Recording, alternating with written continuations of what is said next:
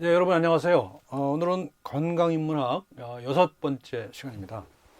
오늘 말씀드릴 제목은 몸의 생태와 살림살이라고 잡아봤는데요. 생태적 관점에서 이제 몸을 바라보는 겁니다. 생태라고 하는 말이 원래 집이라고 하는 말에서 유래했다고 그러죠. 에코노라고 하는 말이잖아요. 에콜로지잖아요. 그리고 이거는 경제학도 집이라고 하는 말에서 나온 거거든요. 이코노믹스요. 그래서 집이에요, 집. 몸이라는 것도 하나의 집이고요. 우리 그 경제도 하나의 그 살림살이잖아요. 그러니까 그래서 이제 그런 의미에서 몸을 이제 생태적 관점에서 지금까지는 지난 시간에 보셨던 것처럼 뭐 물리적 자세나 구조적 자세를 통해서 어떤 집이라는 관념보다는 어떤 기계라는 관념이 훨씬 더 중요했거든요. 그것이 강조됐었거든요. 근데 지금 그 관점을 전환했을 때, 그러니까 지난 시간에 말씀드렸던 대로 지향적 자세를 가졌을 때 몸이 어떻게 달리 보이는가 하는 것에 대해서 좀 말씀을 드려볼까 합니다. 그래서 몸의 생태와 살림살이라고 제목을 받아봤어요. 그리고 뭐 차례는 이렇게 말씀드려볼 거예요. 몸의 생태, 우리가 건강하다고 하는 것이 어떤 생태적 관계 속에서 성립하는 거거든요. 그러니까 우리가 우리 몸이라는 것이 그냥 홀로 존재할 수는 없잖아요. 우리가 항상 다른 몸과 더불어 살기도 하고요. 또 그것이 우리 자연 환경 또는 사회 환경, 문화적 환경에 따라서 처한 위치에 따라서 그 건강의 양태는 달라질 수 있단 말이죠. 그래서 그런 건강이 어떤 생태적 환경 속에서 존재하느냐, 만들어지느냐 뭐 이런 걸 얘기할 것이고요. 그 다음에 이제 지금까지 의학이 주로 기계적인 몸을 다뤘다고 한다면 어떤 생태적인 몸을 다뤄야 되는 것이 아니냐. 그래서 의학이 어떤 변화를 해야 될 것인가에 대한 얘기를 할 겁니다. 몸의 살림살이라고 하는 소주제에서는요, 우리 몸이 요즘에 이런 얘기 많이 듣죠, 여러분. 그 프로바이오틱스 얘기 많이 듣잖아요. 그래서 무슨 생균을 우리 몸에 오히려 주입하는, 옛날에는 항생제를 통해서 그 몸 속에 있는 미생물들을 제거하는 것에 관심을 가졌다면 지금은 거꾸로 어떤 그 새로운 미생물의 생태계를 우리 몸속에 만드는 것을 강조하는 시대가 왔거든요. 엄청난 변화입니다, 이거는. 그래서 실제로 굉장히 큰 변화인데 이런 것들에 대해서 말씀드려 볼 거고요. 그러니까 상태적인 관점에서 말씀드려 볼 것이고요.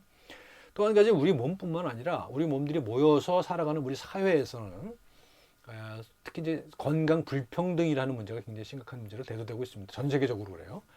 그리고 뭐 소득의 불균형도 불평등도 문제가 굉장히 큽니다만 그 소득의 불평등으로 비롯된 건강 불평등이 굉장히 심각한 문제가 되고 있거든요. 그래서 그것이 어떤 과정을 속에서 이런 일이 벌어지는가에 대해서 살펴볼 겁니다. 세 번째는 몸 공부라는 제목을 달았는데요. 여태까지 이제 앞뒤에서 계속 이런 얘기를 반복을 할 겁니다만 유전, 면역, 인지 이런 과학들을 통해서 이런 과학을 물리적 자세나 구조적 자세가 아닌 지향적 자세를 통해서 바라봤을 때 어떤 안 보이던 것이 새로운 것이 보일 수가 있거든요. 그래서 그런 얘기를 할 겁니다. 그래서 그 과학 얘기를 조금 할 거고요. 그 다음에 이것들을 풀어나가는 방식에 있어서 내러티브라는 얘기를 할 겁니다. 내러티브라는 얘기는 뭐냐면 서사죠. 이야기를 만들어 나가는 것이죠. 우리 몸이 어떤 이야기를 만들어 나가느냐, 또는 우리 몸 속에 있는 어떤 유전이나 면역, 인지와 같은 그런 과학들이 또 써내려가는 이야기, 그들이 하는 이야기, 그 과학들이 하는 이야기, 또는 우리가 과학을 통해서 어떤 이야기를 하고자 하는지 그런 얘기를 할 겁니다. 그래서 이건 이제 그 다음쯤에 이제 얘기하게 될 건데 내러티브 의학, 서사 의학이라고 하는 분야가 또 하나 있어요. 그래서 그 얘기를 같이 할 거고요. 그다음에 이제 전제론인데 몸 이론론이라고 하는 얘기를 할 거예요. 몸 이론론, 여태까지 우리는 심신 이론론에 입각한 공부를 해왔잖아요. 몸과 마음은 전혀 다른 실제다라고 하는 거잖아요. 근데 여기서는 몸이 하나다. 몸과 마음이라는 게 따로 있는 게 아니다. 몸속에 마음이 있고 마음속에 몸이 있다. 하는 얘기를 이런 그 공부를 통해서 그런 결론에 도달했다 하는 얘기를 할 겁니다. 그러니까 몸의 생태에 대한 이야기, 그다음에 몸의 살림살이 이야기, 그다음에 몸 공부 이야기를 이렇게 할 겁니다. 먼저 몸의 생태입니다. 말씀드린 것처럼 기계적 환원의 과학이죠. 여태까지 이제 그 발전된 그런 뭐 과학, 특히 이제 현대 의학 같은 경우에 기계적 환원의 과학이잖아요. 개체 중심이죠.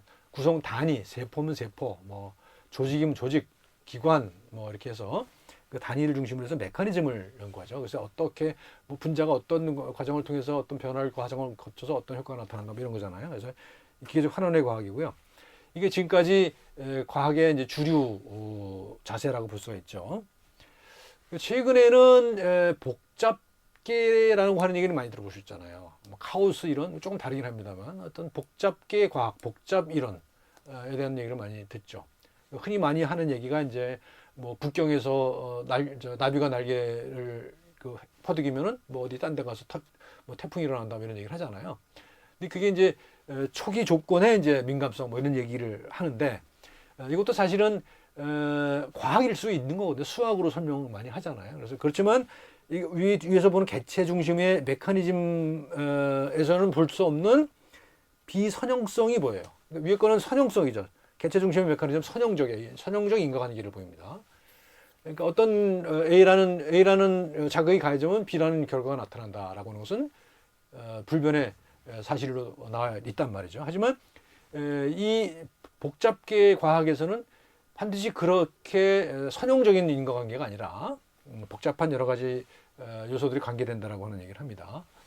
프랙탈이라는 것은 뭐예요? 보통 부분 속에 전체가 다 들어가 있다는 거잖아요. 그래서 보통 우리 신체 구조를 구성하는 예를 들면 뭐 폐포 같은 거 있잖아요. 그것이 구성되는 원리가 그렇다는 것이죠. 그것은 논리적으로 생각해 보면 이 무한이에요. 무한.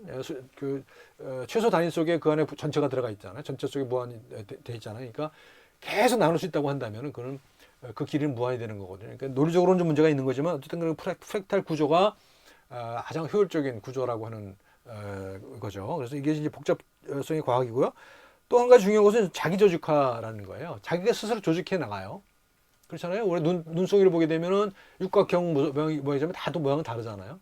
그러니까 나름대로 조건에 따라서 그러한 나름대로 조직화가 일어난다는 겁니다. 그렇지만 큰 틀에 있어서는 일치한다는 것이잖아요. 그 모양 자체를 기본적인 형태를 벗어나지는 않죠. 눈송이 모양이.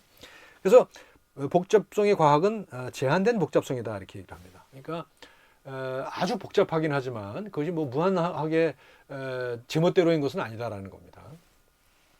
그리고 이제 지금 말씀드린 것은 복잡 적응계예요. Complex Adaptive System. 복잡 적응계입니다. 이것이 이제 우리가 지금 얘기할 수 있는 생태적 건강 또는 건강한 생태에서 얘기하는 겁니다. 적응계라고 하는 것은 적응계라는 것은 우리가 보통 적응은 진화에서 나오는 거잖아요. 그러니까 생존과 생식에 유리한 형질을 살아남는 것. 그걸 적응이라고 얘기하잖아요. 그래서 그것이 결과가 환경에 잘 적합한 그런 그 형질이죠.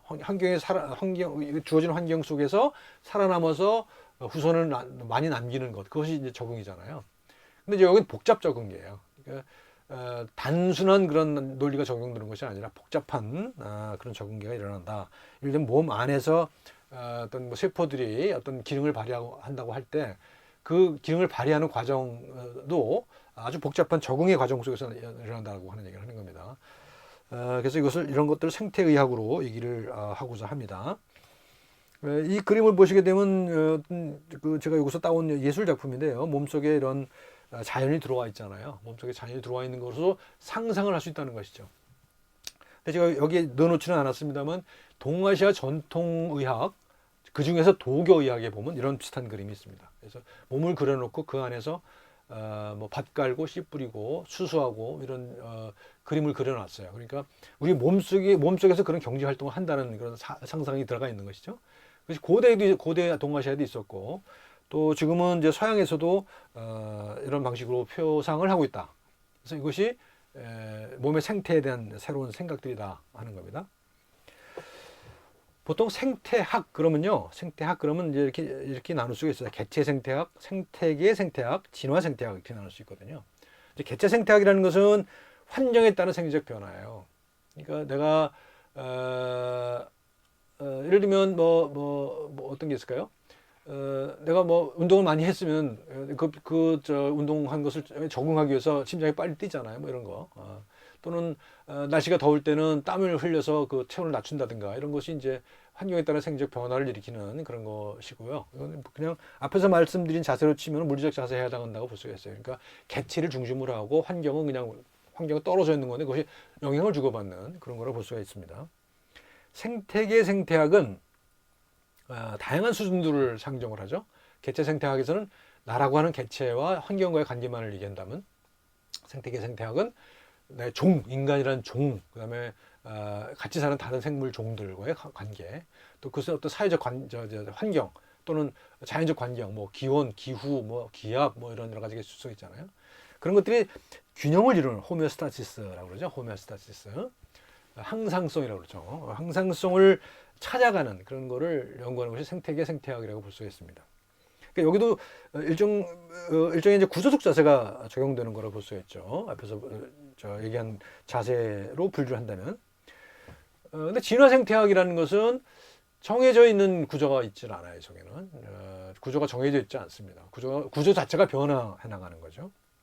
그래서 이것은 이제 호메오 다이나믹스라고 하는 말로 표현을 했는데요.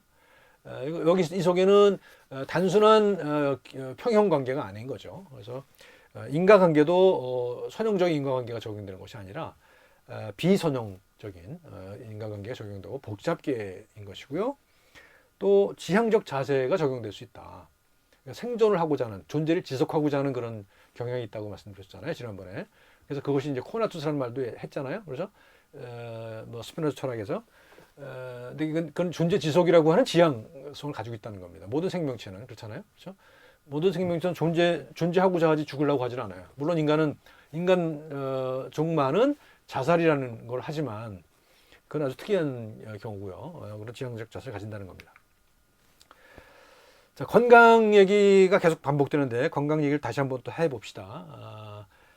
전 근대 시대에는 그 동아시아에서는 천인상관이었거든요. 천이라고 하는 것은 하늘이지만 그것은 자연입니다. 자연. 천이 동아시아에서의 천은 하늘은 서양의 하느님이 아니죠. 절대로. 그건 그냥 자연입니다. 천인상관. 하늘과 인간이 서로 관계되어 있다. 이거는 뭐냐? 어떤 그 초자연적인 존재로서의 하늘이 아니라 자연 그 자체의 하늘과의 관계, 상관관계를 얘기하는 거거든요. 그러니까 전 군대 시대에도 어떤 자연과의 조화를 중시했다고 하는 걸 알 수가 있고요. 지난 시간 말씀드렸던 히포크라테스도 마찬가지입니다. 히포크라테스도 그 물, 공기, 장소에 관하여라는 또 논문이 있어요. 이건 뭐냐면 환경을 굉장히 강조했다고 하는 얘기죠. 그래서 동서를 막론하고 전 근대 시대, 전통 시대에서는 자연과의 조화라고 하는 것을 굉장히 강조했다. 그래서 건강은 자연과의 조화다라고 하는 것을 알 수가 있고요. 근대로 오게 되면 어떻게 됩니까? 근대로 오게 되면 심신이온론이 나오고 그다음에 기계적 몸이 나오잖아요. 그래서 그것이 기계적 몸이라는 것은 어떤 뭐예요? 어떤 정상이라고 하는 것이 존재하죠. 그러니까 기계라는 것은 뭐죠? 어떤 설계도에 의해서 만들어진 거잖아요. 그러니까 설계도라고 하는 것이 정상의 기준이 되는 거죠. 그래서 그 정상이라고 하는 것에 도달하는 것이 건강이었어요. 정상에 도달하는 것이 건강이었단 말이죠. 이때는 한편으로는 이제 근대는 산업혁명이 일어나고 뭐 환경이 나빠지고 이러면서 또 생태적인 관점들이 많이 나오기 시작하는 때이기도 하죠. 그래서 여기서 나온 게 이제 기계적인 물리적인 자세를 극복해서 구조적 자세로 나가는 그런 생태학이 나올 수도 있었던 겁니다. 탈근대라고 지금은 얘기를 한다면 지금 시대를 그러면 이거는 이 생태적인 관점이 강조되는 시기라고 볼 수가 있습니다. 생태적인 것이 이제 아까 말씀드렸던 지향적 자세하고도 관련될 수 있습니다. 생태적인 사유, 그거는 이제 자연이 어떤 살림을 사느냐, 살림살이라고 볼 수 있는 겁니다. 자연의 살림살이. 생태라는 것은 자연의 살림살이입니다. 생태가 아까 집이라고 하는 말에서 나왔다고 그랬잖아요. 집에서 뭘 합니까? 살림살이를 하잖아요. 삶을 살잖아요. 그러니까 생태라는 것은 자연의 살림살이인 것이고 또 우리가 그것이 몸이라 하더라도 그 대상의 몸이라 하더라도 몸도 살림살이를 하는 거죠. 그리고 몸과 자연이 서로 대목이는, 그러니까 어떻게 보면 이제 전근대적인 사유 양식하고 상당히 유사한 것일 수가 있어요. 근대를 뛰어넘어서 전근대에 다가가는 거라고 볼 수가 있죠. 물론 그 구체적인 내용들은 많이 다릅니다. 근대적인 과학의 그 경험들을 경유해왔기 때문에 전근대와 똑같을 수는 없죠. 전혀. 그렇지만 근대의 문제를 경험한 이후에 나오는 반성이기 때문에 우리가 그 의미가 있을 수가 있습니다. 그래서 탈근대 시대의 건강은 새로운 규범을 만들어내는 거다. 새로운 규범을 만들어내는 거. 그러니까 전근대에서는 조화를 이루는 것이고 근대에서는 정상으로 돌아가는 것이었다면 탈근대 시대는 몸에 새로운 규범을 만들어내는 것이다. 그러니까 그 근대까지만 하더라도 정상이라고 하는 것이 존재했잖아요. 그냥 주어진 거였잖아요. 그냥 주어진 거였지만 여기서는 그런 게 주어져 있지 않다는 거예요. 그래서 환경이 변화하면 또 새로운 또 규범을 만들어야 된다는 겁니다. 그렇지 않겠어요? 그죠? 그래서 건강에 대해서도 이런 그 시스템 이론 또는 복잡계 이론 이런 것들이 이제 최근에 도입되기 시작하고 있어요. 지난 시간에 이제 뭐 지향계 이야기를 했잖아요. 이제 그런 것들이 적용되는 거예요. 이 속에는 시스템 이론이나 복잡계 이론에서는 이거 적용되는 거죠. 건강이라는 것은 그냥 단순한 논리에 의해서 만들어지는 것이 아니라는 겁니다. 이것은 항상 복잡한 과정을 통해서 만들어지는 것이기 때문에 지나치게 예를 들어서 어떤 병이 있을 때는 이건 뭘 해라 뭘 하지 마라 너무 많죠. 우리 인터넷 뒤져보면 인터넷뿐만 아니라 방송 같은데 보면 그 조언들이 많아요. 근데 제가 제 개인적인 경험을 말씀드려 보면 그 조언들 따라 할 거 별로 없더라고요. 왜냐하면 내 몸의 규범은 내가 만들어야지 남이 만들어주는 게 아닙니다. 제가 최근에 이제 얼마 전에 이제 몸이 아파서 허리가 아파서 이제 디스크 수술을 받았단 말이죠. 많이 뒤져봤어요. 많이 뒤져보면서 그런 생각을 많이 하게 됐습니다. 저도 옛날에 환자를 치료하는 그런 사람이었습니다만 제가 환자가 됐을 때 내가 전문 분야는 아니죠 그쪽이. 그지만 어쨌든 간에 의학적인 배경을 가지고 여러 가지 공부를 했을 거잖아요. 근데 거기 많은 무슨 이런저런 조언들이 많이 있었어요. 전문가들의 조언도 있고 일반들이 경험하는 것도 있었고 많이 있었지만 그리고 거기서 이제 배운 것도 많이 있습니다만 그대로 적용되지 않는다라는 사실들을 알게 됐어요. 내 몸은 내 나름대로 같은 질병이라 하더라도 거기 내 나름대로 내가 만들어 나가는 그 규범이 있을 수밖에 없다는 생각을 하게 됐습니다. 그래서 이제 인터넷에 떠도는 그런 상식들을 너무 많이 믿지는 마시라라는 말씀을 드리고 싶습니다. 자, 단순계와 복잡계를 비교하면 이런 거예요. 우리가 지금까지 그 몸에 대해서도 그렇고, 그러니까 의학적인 건강에 대해서도 그렇고요. 또는 일반적인 과학에서도 마찬가지입니다.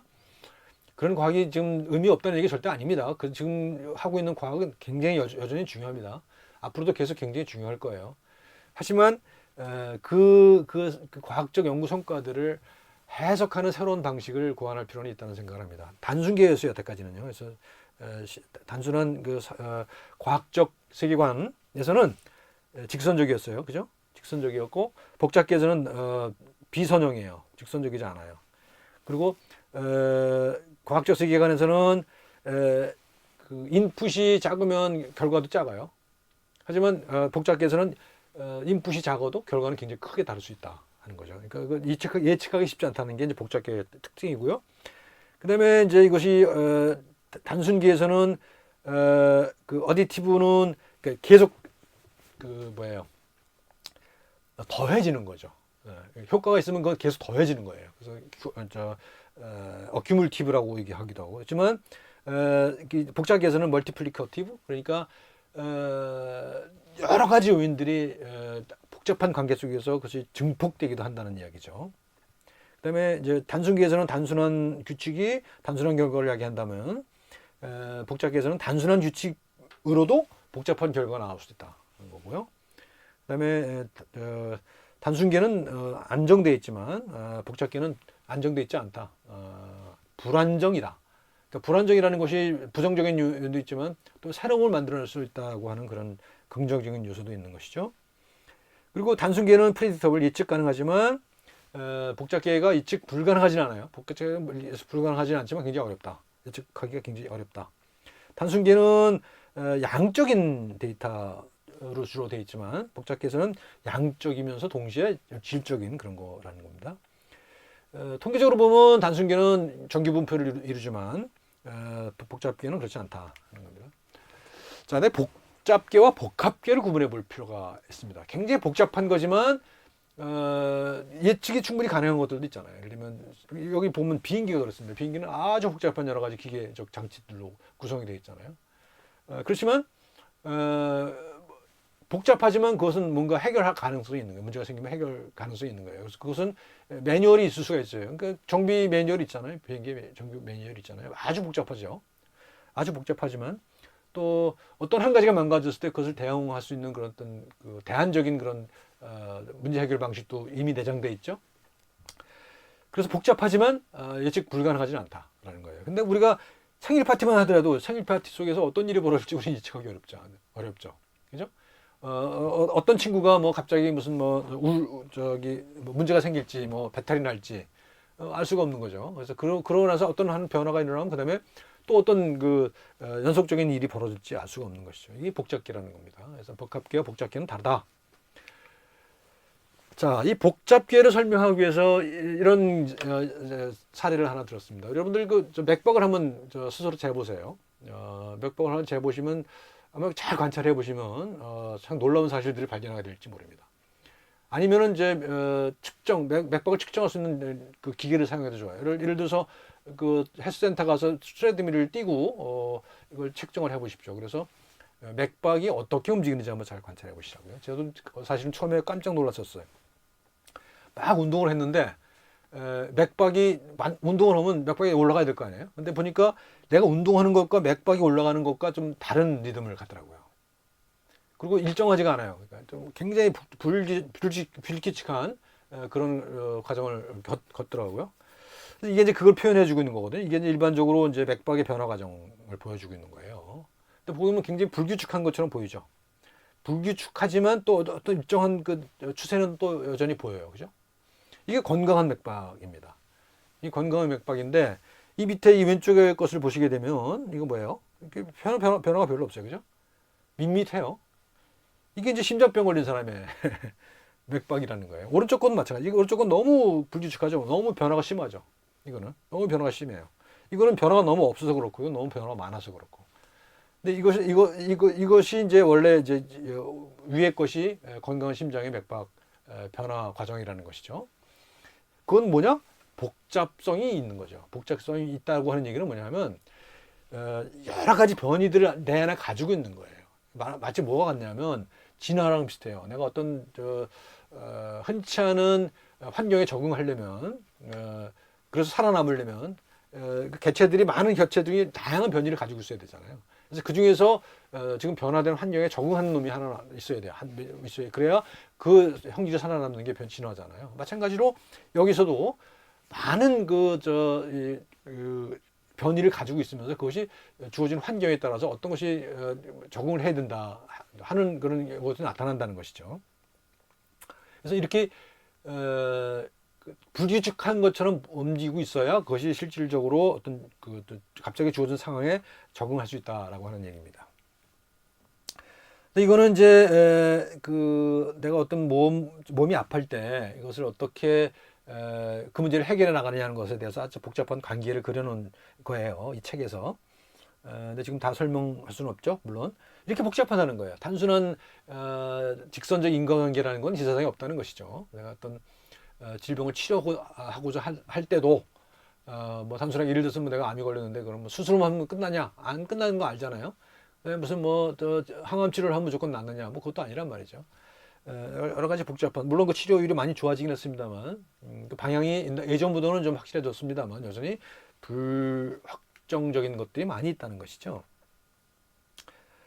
건강생태학입니다. 이제 보면 아까 말씀드린 대로 고대에는 조화와 균형을 강조했죠. 몸이 자연과의 이제 조화를 이루는 것을 강조했고요. 근대에 오게 되면 기계론이잖아요. 그래서 정상을 강조했고요. 뭔가 변화가 있다 하더라도 다시 돌아오는 항상성을 강조했단 말입니다. 그래서 항상성을 배울 때 많이 배웠잖아요. 그 서머스타트, 그죠? 온도가 올라가면은 이게 떨어져서 다시 또 내려가고 또 온도가 올라가면 또 다시 붙고 이런 식의 그 피드백 과정을 거친다 그랬잖아요. 그래서 그게 어떤 기계적인 사유 양식이라는 것이죠. 우리 몸이 그렇게 움직일 것이다라고 생각했던 거예요. 그래서 이걸 이제 근대 20세기 의학이 오기 전까지는 의료 기계론, 의료 물리론, 의료 화학론 이런 주장들이 있었어요. 이런 것도 있었는데 뭐 지금 설명할 이유는 없는 것 같고요. 그래서 이제 아직도 생리학에서는 호메오스타시스, 항상성을 강조합니다. 항상성을 강조하지만 지금 보면 지금 이제 그 생리학에서는 또 이런 얘기를 많이 해요. 뭐 알로스타시스, 이상성이에요. 그러니까 호메오스타시스라는 것은 어떤 정상이 돌아가야 될 정상 상태가 있는 거잖아요. 근데 누구나 똑같은 정상을 가지고 있지는 않잖아요. 누구는 다를 수 있어요. 다른 사람과 다른 정상을 가질 수가 있거든요. 예를 들면 이제 제가 한번 얘기를 해볼게요. 저랑 같이 근무하던 옆방 선생님이 어려서 약간 소아마비가 있었고 한쪽 발이 약간 다리가 약간 짧아요. 근데 그렇게 몇십 년 살아온 거잖아요. 그런 그 몸에 적응을 해 온 거예요. 근데 어떤 누가 뭐 어떤 신발 만드는 사람이 좋은 신발이라고 그래서 그 사람을 딱 측정을 해갖고서는 그 다리의 길이를 맞춰주는 신발을 비싼 돈을 받고 해줬어요. 근데 이 양반은 그 신발을 신고 나서는 몸이 확 나빠진 거예요. 정상을 찾아준다고 했는데 그것이 자기한테 정상이 아니었던 것이죠. 이런 식으로 새로운 기본을 자기를 만들어 왔던 거예요. 근데 그걸 기계적으로 옛날에 그 기준에 맞춘다고 하는 것은 문제가 있는 것이죠. 항상 우리가 나한테 어떤 스트레스가 가해지면 호메오스타시 처음엔 찾아가지만요. 그것이 계속 그런 스트레스가 가해지면 그 스트레스 적응하는 방식을 또 만들어내거든요. 내 몸이 변하는 거거든요.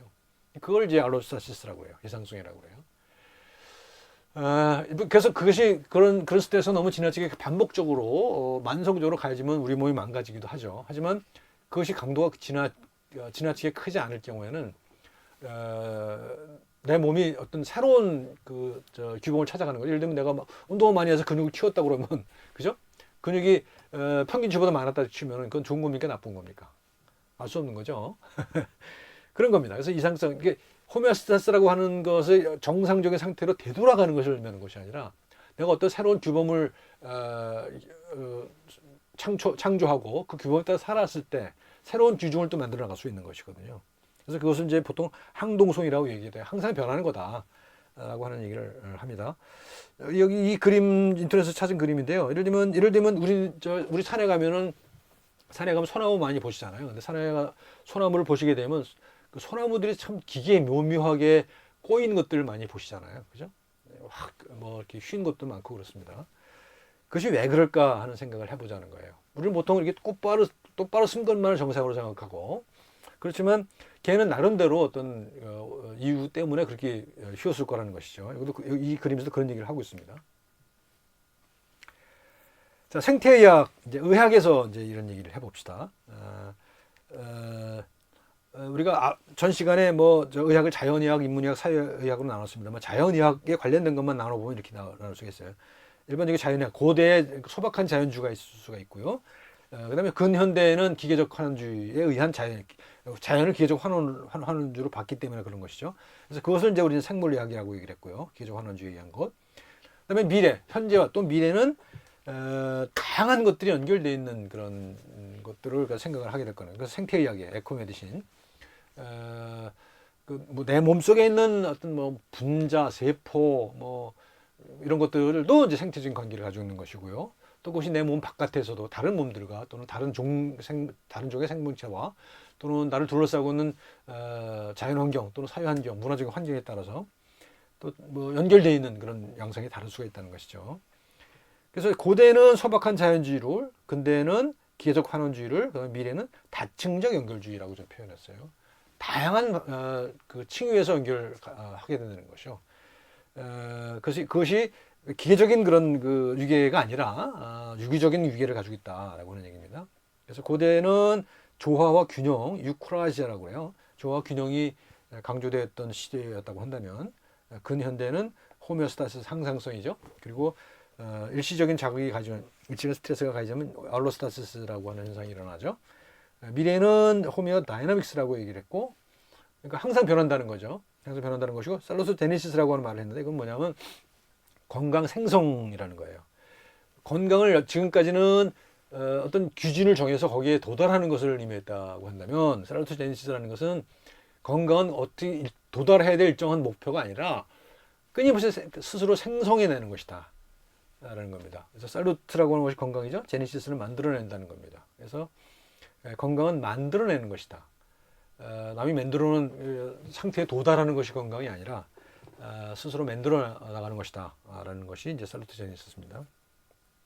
그래서 생태의학이라는 것이고, 그래서 보면은 고대와 근현대와 미래가 다 사유방식이 다르죠. 사고방식이 다릅니다. 그죠? 자연학에는, 소박한 자연주의에서는 조화균형이라고 하는 것을 생각한다면, 근현대는 항상성이라는 걸 생각하죠. 그 다음에 미래는 생성이잖아요. 과정을 중시하잖아요. 그러니까 사유양식이 다른 겁니다. 이거 패러다임이라고까지 말하기는 어렵습니다만 그런 겁니다. 그래서 이거 변화가 계속 이루어지고 있다는 거예요. 자, 아인슈타인 얘기를 하나 덧붙이면 이렇습니다. 우리의 사고방식이 야기한 문제는 그것을 초래한 사고방식으로는 결코 해결할 수 없다. 우리가 건강의 문제가 지금 여러 가지 문제가 되고 있잖아요. 의료 관계에서 인간이 사라졌다, 뭐 이런 걸 하고 있잖아요. 근데 그 문제를 해결하기 위해서 여전히 그 문제를 만든 사고방식에 의존해서는 안 된다는 거예요. 그 사고방식이 뭐예요? 기계적 환원주의잖아요. 그죠? 그러니까, 의료 행위에서, 그 인간이 무시되고 있다고 하는 문제를 만든 이유는 어떤 사유양식이진 거예요. 기계적 환원주의라는 사유양식 때문에 만들어진 거예요. 근데 그 문제를 해결해서 또 그 환원주의에 근거해서 생각을 해서는 안 된다는 겁니다. 예를 들면, 그러니까 이제 어떤 일이 벌어지는가 하면, 윤리가 문제가 생긴다. 그러니까 의료윤리라는 걸 만들자. 의료윤리를 가르치자라고 하는 거죠. 근데 의료윤리를 가르치는 것만 갖고 되겠습니까? 의료윤리를 기계적 환원적인 방법에 의해서, 그러니까 니네가 이 문제를 해결해봐 라고 하는 거예요. 근데 그 해결하는 기본적인 메커니즘을 동일한 걸로 보는 겁니다. 우리는 이 일을 계속 할 거야. 우리는 이렇게 기계적 환원주의에 의한 질병 치료를 계속 할 거니까 이 문제, 우리가 만드는 문제를 해결하는 방법들을 내가 찾아봐. 이런 식으로 되는 거죠. 이게 바로 이제 아인슈타인이 얘기했던 문제입니다. 사고의 양식을 바꿀 수밖에 없다는 겁니다. 사유 양식을 바꿔야만 하는 겁니다. 그래서 그 사유 양식을 바꾸는 그거가 지금 제가 제시하는 것은 생태의학이고 다층적 연결주의라는 겁니다. 기계적 환원주의를 버릴 수는 없지만 기계적 환원주의를 계속 활용을 하지만 사회 양식을 기본적으로 좀 바꾸고 나갈 수밖에 없다라는 겁니다. 그래서 생태의학이라는 것은 그런 거다. 그래서 토마스 쿤 식으로 얘기하면 파라다임이 될 수 있는 것이고요. 여러 가지를 얘기할 수 있습니다. 그 생태적 건강이라고 하는 건데요. 생태적 건강이라서 우리가 복잡계 과학에서는 보면 끌개라는 게 있어요. 어트랙터라는 게 있거든요. 이 그림을 보시게 되면 이게 계속될수록 계속 이 안에 지점에 가까워지거든요.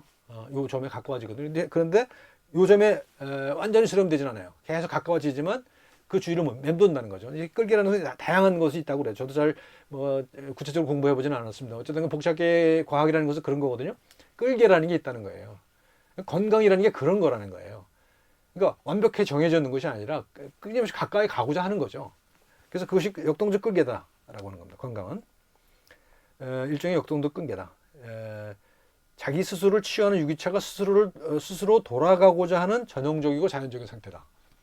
전형적이고 자연적인 상태다. 근데 이제 우리가 기계적 물리적 자세나 구조적 자세에서 얘기했던 것처럼 정해져 있는 것이 아니라, 그죠? 정해져 있는 것이 아니라 어떤 그 여러 가지 조건에 의해서 변화하는 그런 역동적인 끌개다라는 겁니다. 역동적으로 상호작용하는 시스템들이 새로움을 창출하면서 진화해 가는 몸 자체가 하나의 생태계다. 그죠? 내 몸 자체가 하나의 생태계입니다. 그렇잖아요. 그죠? 내 몸이 생태계예요. 내 몸을 스스로 만들어 나가는 겁니다, 지금. 근데 거기에는 다양한 외부적인 요인도 있고, 내부적인 요인도 있고, 내 심리적인 요인도 있고, 내 어떤 심리사회적인 요인들도 많아요. 또는 문화적으로 주입된 것도 있고요. 그런 것들이 내 속에 다 들어가 있어요. 그것이 다 하나의 생태계를 이루고 있다는 것이죠. 그래서 그것들이 어떤 새로운 조직화를 통해서 그 새로운 어떤 규범이랄까요? 이런 것들을 만들어 나가는 것이 건강이라는 겁니다. 읽어볼게요. 그 다음에 세 번째 거. 건강은 카오스의 가장자리에서 발생하는 일종의 소용돌이이고, 건강의 소용돌이는 우리 몸의 안과 밖에 존재하는 여러 시스템들의 역동적 관계망에서 창발되는 에너지의 패턴이다. 건강의 소용돌이라고 표현했어요. 건강은 도달해야 될 것이 아니라 소용돌이입니다. 건강 그 자체가 하나의 소용돌이라는 것이죠. 그 소용돌이를 만들어내는 것이라는 것이죠. 그래서 그 소용돌이는 어떤 에너지의 패턴이다라는 겁니다. 그러니까 내가 맨날 침대에 누워서 평균적인 생리적 상태를 유지하고 있다고 해서 그게 건강일 수는 없는 거죠. 그렇지 않습니까? 에, 내 어떤 뭐 맥박이나 혈압이나 무슨 모든 그 생체 그 징후들이 그 내 나이 또래 같은 사람의 평균을 이루고 있다 하더라도 내가 어떤 지향을 가지고 있는가에 따라서는 다른 상태라고 할 수 있는 것이죠. 또는 내 몸이라고 하는 것에 맞는 규범이 똑같지는 않을 거라는 얘기죠. 마지막, 우리 몸은 자기 치유력을 갖는 하나의 생태계이고 자기 치유력이라는 게 중요하죠. 우리는 병원에 가서만 치료를 하진 않잖아요. 그렇죠? 자연 치유를 가져야 내가 감기 걸려서도 일주일만 물 먹고 뭐 이렇게 보온하고 이렇게 있으면 다 낫잖아요. 그렇잖아요. 그렇죠? 자연 치료 가지고 있으니까 그런 거죠. 그런 얘기 있잖아요. 감기가 걸렸을 때 그냥 혼자 치료하면 7일이면 낫고 병원에 가면 일주일이면 낫는다. 뭐 이런 얘기 있잖아요. 똑같은 거거든요. 그러니까 자기 치유력을 가지고 있는 거고 병원에서 치료하는 것도 사실은 자기 치유력을 도와주는 것일 뿐이에요. 사실은. 오히려 또 어떤 경우에는 자기 치유력을 오히려 억제하는 그런 치유법도 있을 수가 있죠. 그러니까 자연 치유를 가지는 것이고 그것을 활용하는 필요가 있다. 그래서 생태적 건강이다 하는 얘기입니다. 자, 두 번째 이야기입니다. 몸의 살림살이인데요. 몸의 살림살 두 가지 얘기할 거거든요. 마이크로바이옴이라는 얘기 할 거고, 그다음에 건강 불평등 얘기를 할 겁니다. 먼저 마이크로바이옴입니다. 지금 이 그림은 2017년도에 뉴욕 타임즈에 나온 기사에 나온 그림이거든요. 우리 몸속에 익히 많은 미생물들이 살고 있다는 겁니다. 보면은 여기 이제 과거에는 우리 몸 내 유전자를 가지고 있는 몸 세포는 30조 개쯤 있다고 그러거든요. 우리 몸의 세포 수가. 네, 과거에는 이것이 이제 우리 몸에 있는 그 미생물의 수가 여기 10배쯤 된다고 그랬어요. 그래서 300조 개쯤 있다고 그랬는데 이게 2016년도에 사이언스 온에 나온 기사를 보니까 그렇게까지 많지는 않다고 그러네요. 39조 개 정도의 미생물이 우리 몸에 있다는 거예요. 우리 피부에 있고 장내에 있고 구강에 있고 뭐 이런 우리 몸 곳곳에 퍼져 있다는 거죠. 그래서 그게 이제 마이크로바이옴인데 다 합치면 무게가 2kg쯤 된다고 그러고요. 종류가 한 10,000종쯤 된다고 합니다. 그리고 우리 몸에 이제 유전자가 있잖아요. DNA 서열 있잖아요. 근데 박테리아들도, 세균들도, 미생물들도 다 유전자가 있잖아요. 그래서 그 유전자 수를 보면 우리 몸의 유전자보다도 한 25,000개쯤 된다고 그러잖아요. 우리 몸에. 근데 미생물들의 유전자 수는 우리 유전자 수보다 수백 배 된다라고 하는 얘기가 있어요. 이게 뭐 얼마나 정확한 건지 모르겠습니다만 그렇습니다. 그래서 이제 이제 의학계가 우리 몸의 미생물에 주목하기 시작했죠. 실제로 여러 가지 이제 연구 성과들이 나오고 있고 치료 결과도 나오고 있습니다. 그래서 이제 이제 인간 게놈 프로젝트가 완성됐잖아요. 그래서 인간의 유전자에 대한 모든 연구 서열이 밝혀졌단 말이죠. 근데 앞으로 이제 새로 시작한 건 뭐냐면 인체 미생물 군집 프로젝트예요. 휴먼 마이크로바이옴 프로젝트예요. 휴먼 지놈 프로젝트였었는데 이제는 마이크로바이옴 프로젝트입니다. 왜냐? 이 마이크로바이옴도 우리 몸의 일부이기 때문이죠. 그러니까 이제 지금까지는 우리 몸에 있는 유전자를 다 밝혀내면은 우리 몸의 설계도를 알 수 있게 된 거다라고 생각했는데 해보니까 전혀 그렇지 않다는 사실을 알게 된 거죠, 이미. 우리 유전자를 안다고 해서 우리 몸의 설계도를 알지를 못해요. 그보다 더 많은 수의 그 유전자가 우리 몸에 살고 있는 미생물들 속에 들어가 있다는 거잖아요. 그래서 인체 미생물 군집 프로젝트가 시작됩니다. 2012년부터. 그래서 그 데이터베이스가 지금 쌓여가고 있고요. 이거는 아마 휴먼 지놈 프로젝트보다 더 걸리지 않을까 싶은 생각인지 모르겠습니다. 어쨌든. 그래서 저 마이크로바이옴이라고 하는 거를 쳐보면, 인터넷에 쳐보면 굉장히 많은 것들이 나옵니다. 책들도 많이 나오고 있고요. 그래서 이것이 이제 앞으로 우리 의학이 이쪽 방향으로 가지 않을까 싶은 생각이에요. 그래서 그렇다면 우리 개체라고 하는 것은 여태까지 이 피부라는 경계를 통해서 분류된 거를 의미했잖아요. 여태까지. 근데 이 주장에 의하면 그렇지 않다는 겁니다. 그렇지 않고 내 개체성이라고 하는 것은 내 미생물까지 포함한 것이어야 된다는 겁니다. 그래서 이걸 슈퍼 인디비주얼이라고 얘기하기도 하죠. 슈퍼 개인이죠. 그러니까 개인의 개념 자체가 달라지는 거예요, 이제는. 그죠? 그래서 이 공생체다. 공생체다. 그다음에 다 멀티 스피시스 인디비드. 그러니까 개인이긴 하지만 이거는 많은 종이 섞여 있는 그런 개인이라는 거죠. 개인이라고 하는 것이 하나의 종이 아니라는 거예요. 스피시즈가 아니라는 거예요. 미생물이 포함한 그런 종의 개념이 이제 점점 나타나고 있다는 얘기입니다. 실제로 이제 그 클로스트리디움 디피실이라고 하는 그 세균에 의한 감염이 있거든요. 이제 이런 경우에 실제로 지금 임상적으로 효과를 보고 있는 것은 정상인의 대변을 이 환자의 장에 주입하는 겁니다. 그러면 해결된다는 거예요. 이거 뭔 얘기냐면 우리 그 장이라고 하는 그 장기 또는 뭐 구강도 마찬가지예요. 여기는 굉장히 많은 세균들이 살고 있는 하나의 생태계인 거거든요. 근데 그 중에서 클로스트림이라고 하는 균이 감염됐다고 하는 얘기는 그런 생태계가 무너졌다는 얘기예요. 균형을 이루고 있던 생태계가 무너지고 저 한 균만 부쩍 자라겠다는 거죠. 그래서 문제가 생긴 거라는 거거든요. 그래서 장애를 만들었다는 거거든요. 그러니까 그걸 해결하기 위해서 어떻게 됩니까? 얘를 견제할 수 있는, 이 균을 견제할 수 있는 다른 균들을 대변에 그 환자의 그 장 속에 주입하는 거죠. 그러면 새로운 형태의 생태계가 만들어진다는 겁니다. 이게 이제 장내 미생물과 관련된 질환, 대표적인 질환인 것이고요. 또 최근에는 특히 이제 비만과 관련된 연구들이 많이 진행되고 있다고 그래요. 비만한 생쥐의 장내 미생물 균총과 그렇지 않은 생쥐의 장내 미생물이 균총이 다르다는 거죠. 알려졌고, 그것이 일관성이 있다는 것을 알려졌고요. 그래서 아마 인간의 비만에 대해서도 더 연구가 진행되면 앞으로 뭐 비만에 대해서 뭐 다이어트 이런 거보다는 미생물을 주입하는 그런 방식으로 이 문제를 해결하게 될지도 모르겠다 하는 것을 알 수가 있습니다. 또 이제 알러지가 이제 많이 문제가 되잖아요. 그래서 이제 특히 이제 아토피 같은 거 굉장히 많잖아요. 요즘 아이들. 이것은 이제 이거 미생물의 생태를 설명하는 경우도 많이 있습니다.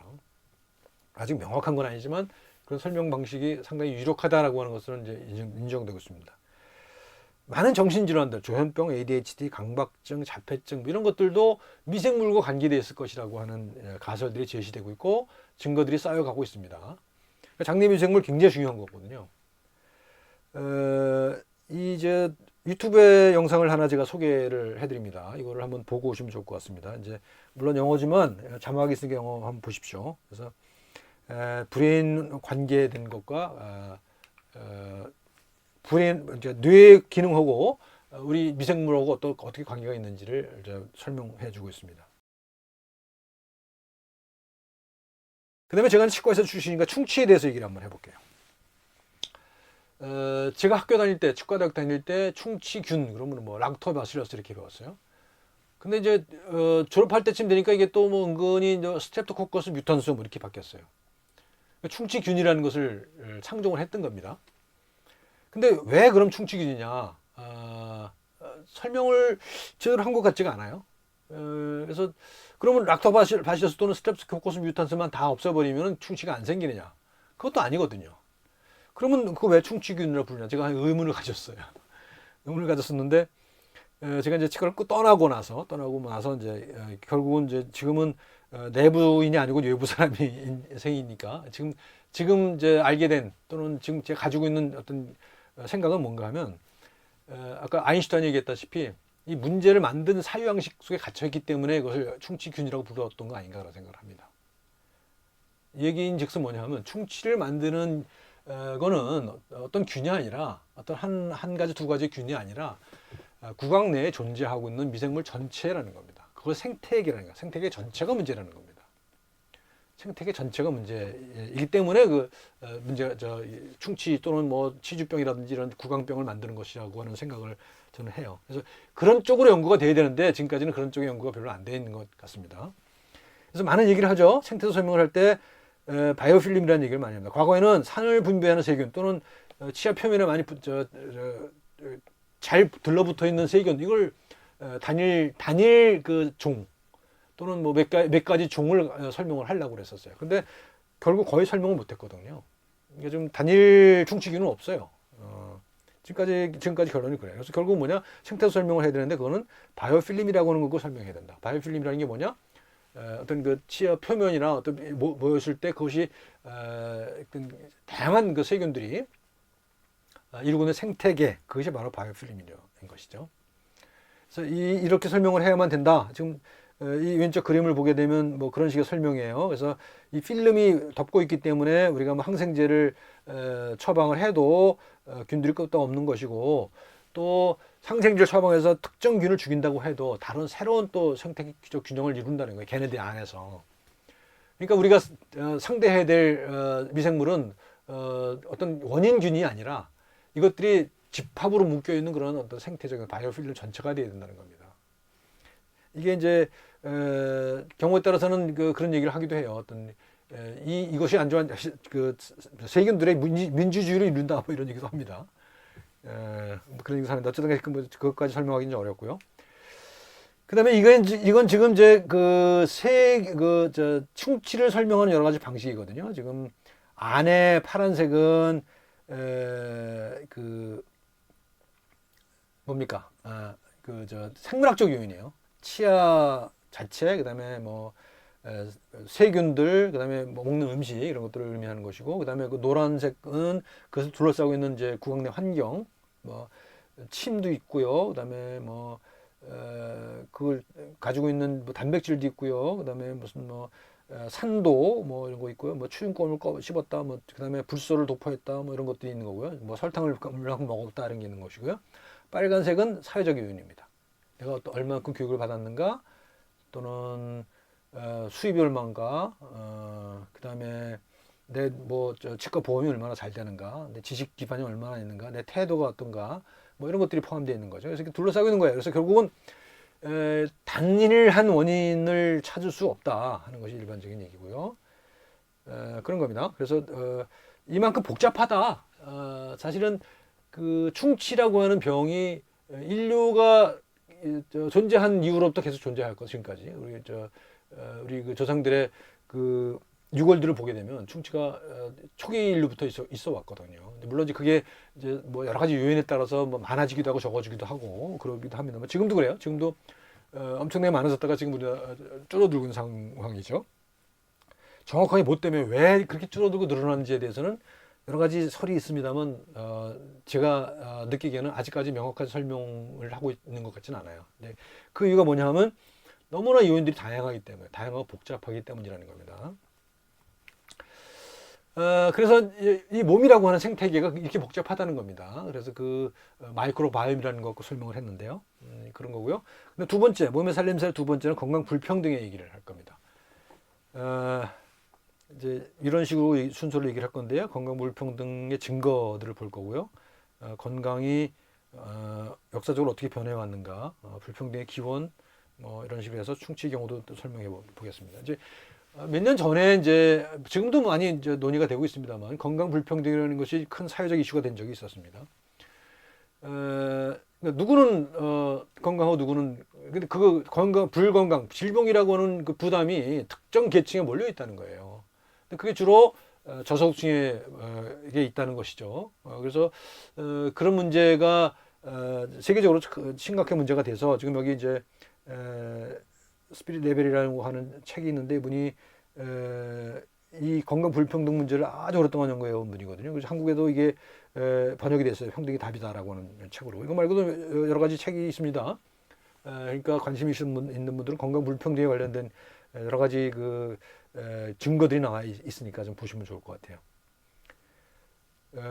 이 양반이 주장하는 거는 뭐냐면, 건강하지 못한 이유가 여러 가지가 많잖아요. 우리가 뭐 건강하지 못한 생활 습관, 뭐 다이어트, 뭐 운동 부족, 뭐 많이 얘기를 하잖아요.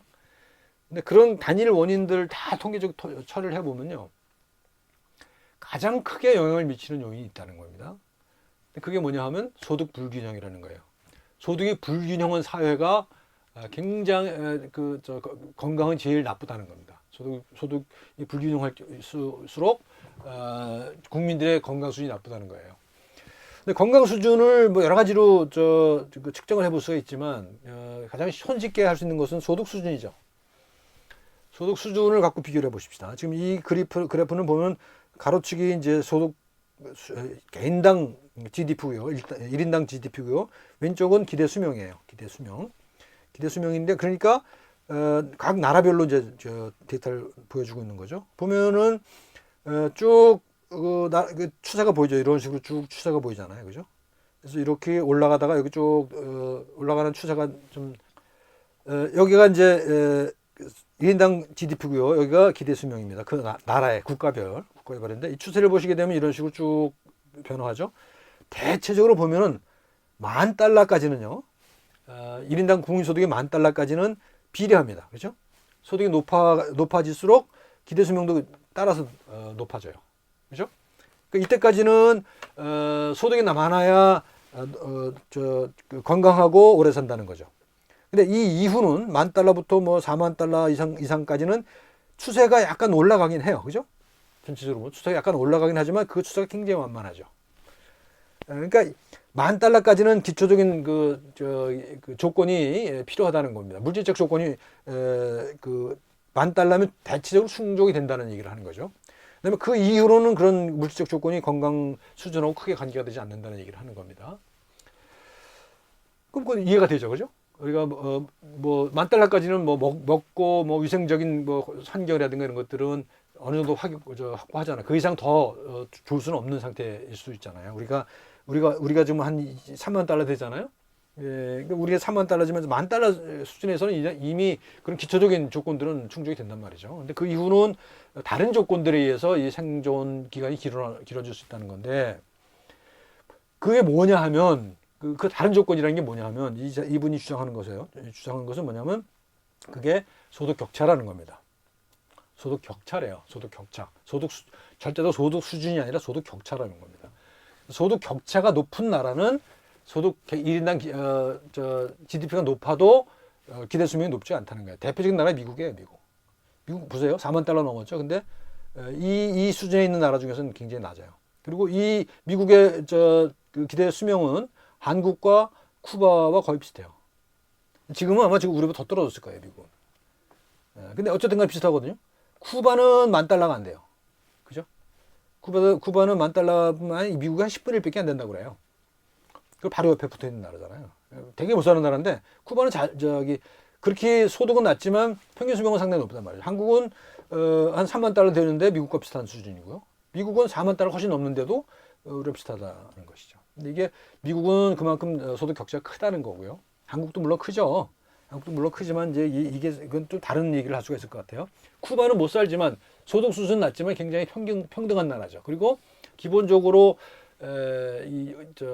보건의료 서비스가 무료고 이런 차이가 있는 거죠. 그러니까 여기서 하고자 하는 이야기는 기본적으로 소득 격차라고 하는 것이 건강을 결정하는 굉장히 중요한 변수다라고 하는 얘기를 하는 거죠. 이 사람은 여기서 굉장히 많은 연구들을 했는데요. 다양한 얘기들을 했어요. 다양한 얘기들을 했는데 통계를 갖고 했거든요. 이제 건강 불평등하고 뭐가 연결되냐 하는데 봤거든요. 그랬더니 사회적 신뢰도가 굉장히 중요하다. 불평등이 클수록 신뢰도가 낮죠, 그죠? 뭐 전문직에 대한 신뢰도 낮아요. 그다음에 정신질환이 많아요. 불평등하면. 그다음에 불평등할수록 마약을 많이 해요. 그다음에 불평등할수록 유아사망률이 높아요. 불평등할수록 사람들이 뚱뚱해요. 불평등할수록 학업 성취도가 낮아요.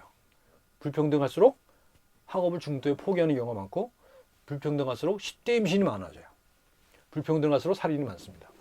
이게 이제 일관되게 나타나는 겁니다. 그래서 이분은 이제 그 웹사이트에 가면은 이 통계 자료를 다 공개해 놨습니다. 그래서 일관되게 나타나는 것이 불평등이라고 하는 것이 우리 건강 수준뿐만 아니라 사회적 문제들을 일으키는 원흉이다라는 것을 이런 통계 자료를 갖고서 얘기를 하고 있습니다. 몇 년 전에 그 사회적으로 이슈가 되긴 했는데 또 지금은 뭐 그 사그러든 상태인 것 같습니다. 그래서 우리가 질문을 가질 수가 있습니다. 이런 건강 불평등 우리 몸을 어떻게 바꾸길래 우리를 오래 못 살게 하고 여러 가지 사회 문제를 만드느냐. 우리 몸을 바꿀 뿐만 아니라 우리 사회를 바꿔요. 그죠? 건강 불평등이. 그죠? 그러니까 몸과 사회가 계속 섞여 있어요. 그냥. 그죠? 유아사망률, 뭐, 살인, 뭐 이런 것도는 내 몸하고 직접 관계된 건 아니잖아요. 하지만 이런 문제들이 그것과 직접적인 관계를 가지고 있다는 얘기를 하는 거죠. 자, 건강의 역사라고 이제 이름을 붙였는데요. 수렵 채취 시기에는요, 대체로 건강했다고 그래요. 그러니까 그 수렵 채취가 만 년 전이죠. 만 년 전까지의 인류의 그 유골들을 조사를 해보면 굉장히 건강하다고 그래요. 키도 커요. 그 현대인과 거의 비슷한 키를 가지고 있고요. 영양 상태라든가 이런 것도 상당히 좋았을 거로 예측이 돼요. 근데 그도 그럴 것이 이때는 인구가 많지가 않잖아요. 그리고 수렵 채취니까요. 수렵 채취니까 위생 상태도 좋았을 거예요. 그리고 다양한 영양원을 가지고 있었기 때문에 다양한 영양분을 섭취했을 거라는 거고요. 또 먹을 것을 구하기 위해서 굉장히 많이 움직였기 때문에 운동을 많이 했을 것이고, 그래서 체격도 좋았을 거라고 예측할 수가 있습니다. 그래서 그 수렵 채취 시계가 오히려 가장 건강이 좋았을 거라고 예측할 수가 있어요. 농경을 시작하면 어떻게 되느냐? 인구는 늘어요. 그러니까 에너지원이 확보가 되니까요. 그러니까 탄수화물을 공급할 수 있는 쌀이나 밀이나 이런 것을 단일 작물을 재배하면은 에너지원은 많잖아요. 근데 그렇게 단일 작물로 영양소를 국한시키다 보니까 어떻게 되느냐? 그 미량 원소들을 취급할 수가 없어요. 먹을 수가 없어요. 비타민 부족이 생기고 미량 원소, 미네랄 같은 것들이 부족해서 영양실조가 생깁니다. 그리고 계급이 생겨요. 계급이 생겨서 지배계급과 피지배계급이 생깁니다. 피지배계급의 경우는 장시간 노동에 시달릴 수밖에 없습니다. 그래서 몸을 착취하게 되죠. 그래서 보면 농경시대의 유골들을 보게 되면 키도 더 작아지고요. 또 만성 질환들이 많아요. 근골격계 질환들이 많다고 하는 사실들을 알게 됩니다. 농경시대에 오히려 건강이 나빠진 거예요. 인구는 늘었는데 건강은 나빠지는 그런 상황입니다. 그래서 잉여와 결핍이 공존하는, 그래서 그런 이제 인류의 문제가 생기기 시작합니다. 산업사회가 되면서 또 이런 문제가 또 겹쳐지죠. 자본이 지배하게 되면서 환경을 파괴하게 되죠. 또 장시간 노동에 시달리게 됩니다. 노동자 계급이 생기죠. 그래서 산업사회 때 아주 가장 열악한 그런 노동자들의 그 건강 상태 가장 열악했던 폐결핵이 가장 일반적이었고, 그래서 자본 축적은 엄청나게 이루어졌지만 노동자들의 건강은 아주 나빠졌던 그런 시기가 있습니다. 농경사회와 산업사회가 그런 겁니다.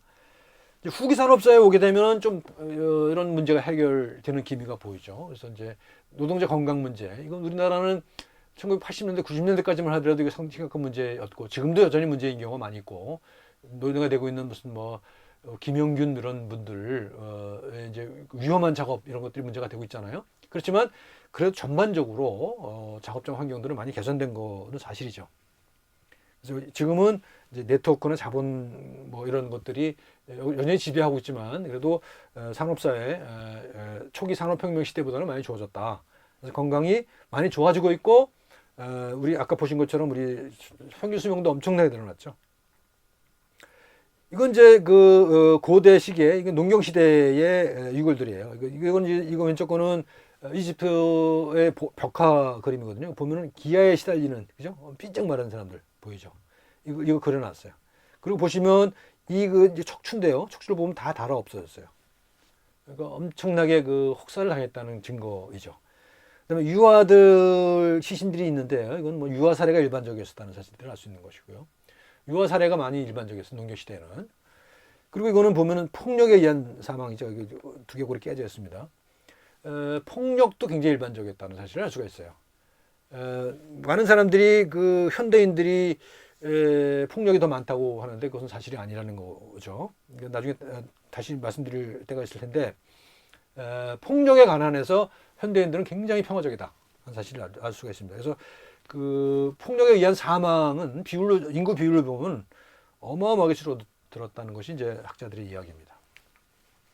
산업혁명 시기에 이거 보세요. 얼마나 환경 오염이 심각했는가를 알 수가 있고요. 그 다음에 노동 환경, 거주 환경이 우리나라도 70년대, 80년대에 닭장집 이런 게 있었거든요. 여공들 그냥 집단적으로 거주하고 그러는 때가 있었는데, 이건 이제 영국 산업혁명 시기에 이런 것이 있었다는 거예요. 그것이 우리는 80년대, 90년대까지 그런 경험을 했다고 하는 거죠.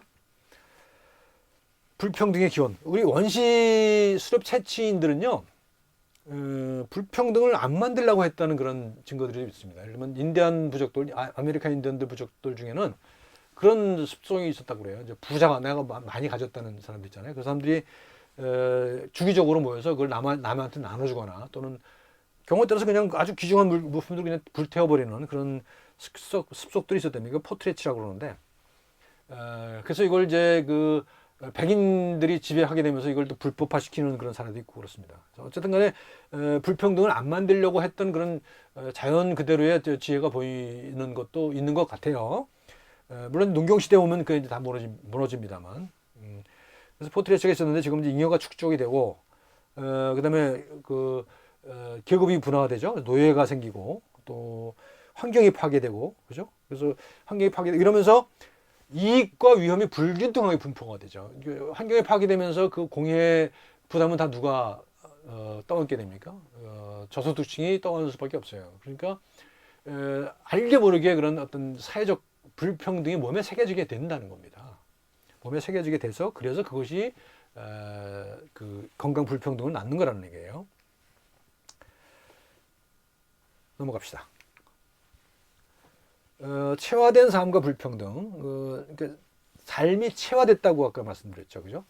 그러니까 아까 환경 오염에서 말씀드렸는데 그 오염된 환경의 부담은 주로 저소득층이 떠안게 된다. 저소득층이 그 환경 속에 살 수밖에 없기 때문이죠. 그러니까 그 환경이 그 몸속에 새겨질 수밖에 없다. 이게 이제 하나의 사례인 것이거든요. 그런데 이제 이것만 갖고 이제 다 설명할 수는 없죠, 물론. 그래서 생물심리사회 모델이라는 게 나왔잖아요. 우리가 구조적 자세로 얘기할 때 심리사회적 요인을 해요. 찾아봐요. 그래서 심리사회적 요인이라는 것은 뭐 예를 들면 뭐 직장에서 내가 뭐 갑질을 당했다 그랬을 때 그 심리적인 요인으로 받아들일 수가 있는 것이죠. 근데 그게 결국은 요인으로만 받아들일 수 있는 게 아니라는 거예요. 그래서 이제 영향만이 있는 것이 아니라 내 무의식 속에 그것들이 영향이 이제 그냥 눈에 안 보이는 그런 영향이 아니라 그것이 실질적으로 내 몸에 새겨진다는 거예요. 내 뇌회로 속에 스트레스를 방어하는 그런 하나의 그 양상으로 새겨질 수 있는 것이고요. 또는 어떤 내 분비계 또는 내 면역계에 새겨질 수도 있다는 겁니다. 그래서 체화됐다라고 임바디먼트라는 얘기를 이제 많이 해요. 체화된 모델. 그러니까 사회적 불평등은 내 몸에 새겨진다, 그대로 새겨진다는 겁니다. 그것이 그냥 추상적인 어떤 요인이 아니라 영향을 미칠 수 있는 추상적인 요인이 아니라 구체적으로 내 몸에 새겨지는 그런 거다라고 하는 겁니다. 전 시간에도 얘기했습니다만 생물심리사회 모델, 바이오사이코 소셜 모델은 구조적 자세라고 그랬잖아요. 이거는 세 가지 요인이 있어요. 생물학적 요인, 심리적 요인, 사회적 요인. 이 요인들이 내 몸에 영향을 미쳐요. 영향을 미쳐서 이것이 어떤 질병은 결국 뭘로 설명하느냐? 생물학적 현상으로 설명하잖아요. 그러니까 생물학적, 심리적, 사회적 요인이라고 얘기하지만 질병은 결과인 질병은 결국 생물학적 현상이라고 하는 것을 이제 이 모델은 숨기지 않고 있어요. 결국 생물학으로 수렴된다는 거예요. 심리적인 것, 사회적인 것도 다 생물학으로 수렴된다고 하는 것이 이 모델이 주장하는 바입니다. 근데 대안적인 모델이 바이오컬처럴 모델이거든요. 생물 문화적 모델. 이거는 결국은 생물학적인 현상을 경과해요. 이 뇌라고 하는 기관을 통해요. 그러니까 생물학적 현상, 문화적 현상이 뇌를 통합니다. 그죠? 문화적 현상이 그냥 나오지는 않잖아요. 내 몸을 통해서 나옵니다. 그죠? 그렇잖아요. 내가 우리가 무슨 전통적으로 유교 문화를 물려받았다 그러면 효라고 하는 가치가 있을 것 아니에요. 그럼 효라는 가치는 어디서 나오냐? 물론 효라고 하는 추상적인 가치도 있습니다만 그것을 계속 보아왔던 내 뇌가 그런 것들 내재화하고 있다고 볼 수가 있습니다. 그래서 그것이 뇌의 구조로 설명될 수 있다는 겁니다. 그래서 이것이 바이오컬처럴 모델이에요. 생물 문화적 모델. 그래서 이것은 결국은 문화적 현상, 사회적 현상이 내 몸속에 새겨져서 내 구체적인 생물학적 현상으로 나타날 수 있다. 나타난다 하는 겁니다. 이것이 바이오컬처럴 모델입니다. 이것이 뒤에 설명하는 그 플라시보를 설명하는데 대단히 중요한 그 역할을 합니다. 플라시보를 설명하는데. 자, 그다음에 세 번째입니다. 몸 공부. 몸 공부라고 제목을 붙였는데요. 얘기를 쭉 했어요. 플라시보 얘기를 좀 주로 할 건데요. 뭔가 마음, 플라시보 얘기하고, 그다음에 살아가는 몸, 여기서 면역, 인지 이런 얘기를 또다시 반복할 겁니다. 이제 계속 반복되고 있죠. 우리가 진화, 면역, 인지 이런 것들을 이런 과학들이 지금 계속 반복되고 있습니다. 여러 가지 다른 맥락에서 설명되고 있는 것이죠. 그래서 이 얘기를 계속 해보겠습니다. 그죠? 그리고 몸과 마음 얘기를 할 겁니다. 지금까지는 위 그림처럼요, 몸과 마음이 다른 거였어요. 그래서 마치 당구공이에요. 빨간 공과 하얀 공처럼 몸과 마음은 다른 거였습니다. 우리 그렇게 생각했어요. 존재론적인 이혼론이에요. 몸과 마음은 다른 존재예요. 근데 또 재밌게도 뭐냐면, 그럼에도 불구하고 누가 우선을 순위를 가지냐? 몸과 마음 중에서 어떤 게 더 중요하냐? 마음이 더 중요해요. 우리 배웠잖아요. 나는 생각한다, 그러 존재한다. 생각하기 때문에 존재하는 거잖아요. 그러니까 존재보다는 생각이 더 우선하는 거죠. 이게 원인이잖아요. 그죠? 그러니까 이거는 인식론적으로는 유물론이에요. 아니다. 몸이 앞서 있어요. 자, 마음이 앞섰어요. 마음이 우선이에요. 몸보다. 두 개가 다른 존재지만 마음이라고 하는 것에 우선순위를 두는 거예요. 그런데 또 이제 현대 과학의 입장에서 보게 되면 마음을 만드는 것이 뭐예요? 뇌잖아요. 그죠? 뇌가 마음을 만든다고 생각해요. 그래서 경우에 따라서는 내 뇌가 바로 나다. 뇌가 내 마음이다라고 얘기를 하기도 합니다. 그건 인식론적인 유물론이잖아요. 뇌라고 하는 거는 물질이니까요. 그 유물론을 또 가요. 그러니까 위에서는 존재론적 이혼론이지만 또 한편으로는 그 마음이 앞서는 거였잖아요. 그죠? 윤리학적 유심론, 마음이 모든 걸 결정하는 거였잖아요. 그죠?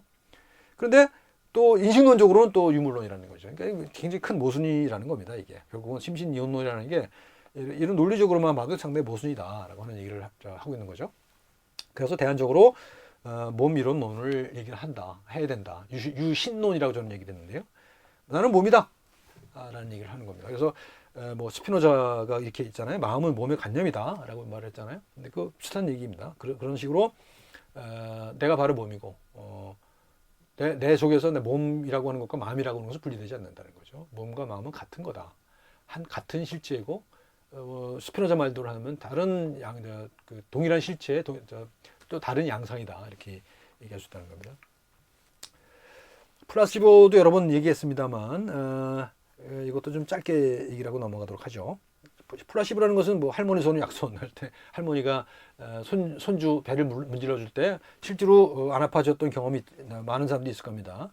이게 약손이에요. 그러니까 실질적으로 그 손이 문질러지는 손이 그 배 통증을 없애지는 않았을 거란 말입니다. 근데 어쨌든 간에 어떤 형식을 통해서라든 그 효과를 보고 있다고 하는 얘기죠. 19세기에는요, 이것이 이 왼쪽 그림을 보게 되면 샤르코라고 하는 신경과 의사를 그린 그림인데요. 보면은 이분이 명사예요. 명사인데 뭐 어떤 그 명사 어떻게 해서 명사가 됐는가 하면 신경과 의사인데 이거 앞에 이 명사들을 모아놓고 이제 그 회의를 하는데 데몬스트레이션을 하는데 뭐냐면 자기 환자를 데리고 옵니다. 여기 이제 환자가 있어요. 근데 이 환자는 이 사람은 주로 이제 히스테리 환자를 많이 봤습니다. 히스테리 환자가 주로 여성이잖아요. 여성들을 들고 와서 히스테리가 이렇습니다라고 이제 설명을 해요. 환자 기자도 있고 무슨 명사들한테 설명을 해요. 그럼 환자는 이 의사가 얘기하는 대로 따라서 행동을 한다는 거예요.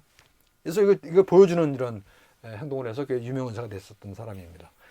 근데 히스테리라고 하는 것은 지금 현대적인 의미에서 보게 되면 그건 존재하지 않는 거거든요. 뭐 다른 정신과적인 질병을 넣을 수는 있습니다만.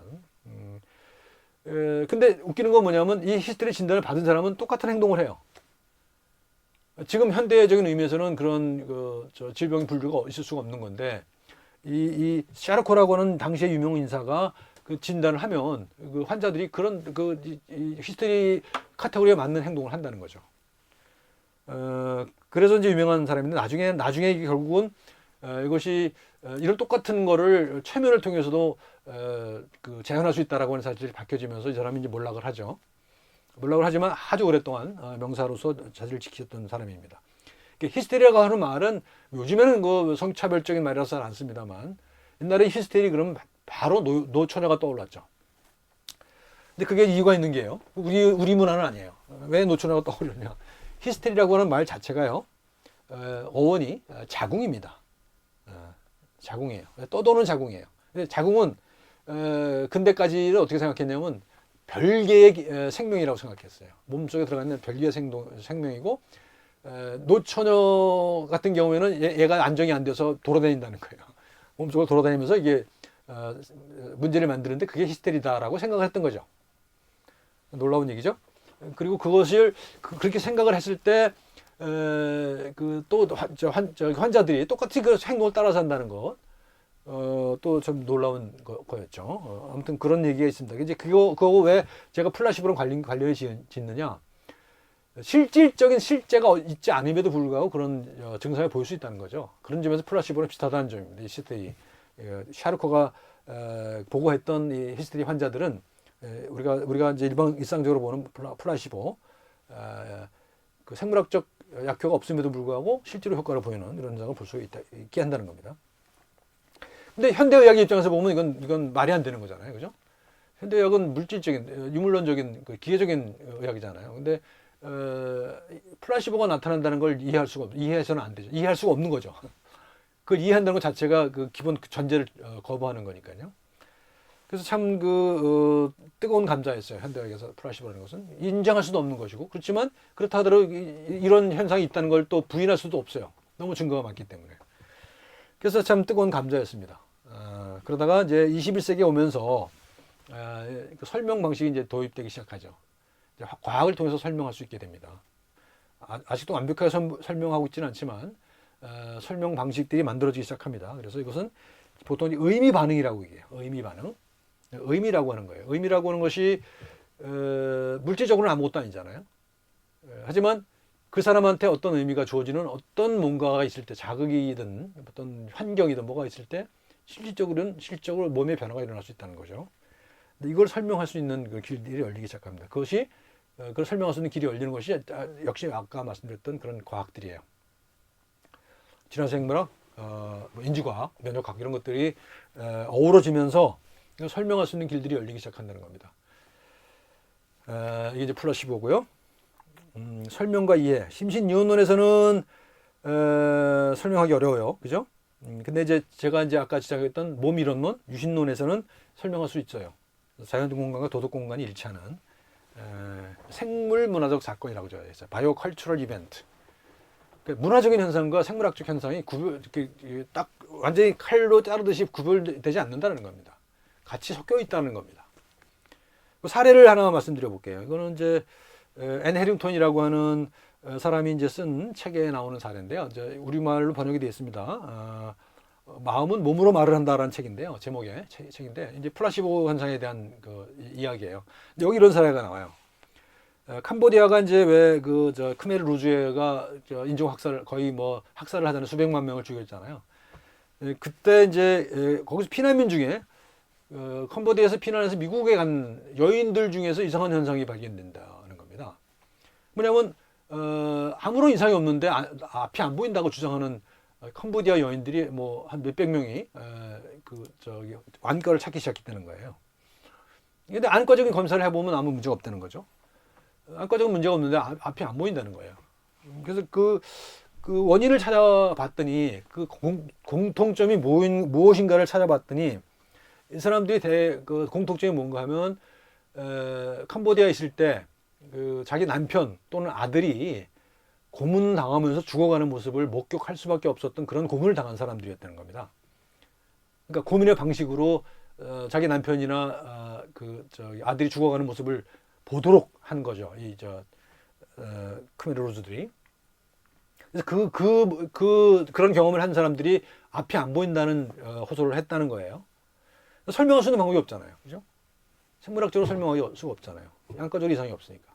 근데 결국 그 사람들이 무슨 얘기를 하는가 하면, 공통적으로 하는 말이 그렇다는 거예요. 나는 앞이 안 보일 때까지 울었어요. 라고 하는 말을 한다는 거예요. 그러니까 보고 싶지 않은 거죠. 그런 모습을. 근데 그 보고 싶지 않은 거가 생리적으로 투영된 게 이제 우는 거였죠. 그 울음이라고 하는 것과 또 앞이 보이지 않는다는 것과가 연결된 거죠.